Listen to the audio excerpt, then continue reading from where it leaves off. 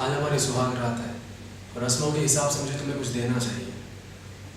पर आज मेरे पास तुम्हें देने के लिए कुछ भी नहीं है सिवाय एक वादे के कि जब तक ये सांसें चलेगी, जब तक ये धड़कन चलेगी, मेरी ज़ुबान पर सिर्फ और सिर्फ तुम्हारा ही नाम होगा। पता है तुम्हें, जब मैं छोटा था, स्कूल जाता था तो स्कूल के नाम से मैं भागता था, बहाने बनाता था क्योंकि शायद मैं डरता था, पर मेरी माँ ये समझ गई थी। पूरे दिन क्लासरूम के बाहर बैठी रहती थी क्योंकि उन्हें मेरी चिंता थी,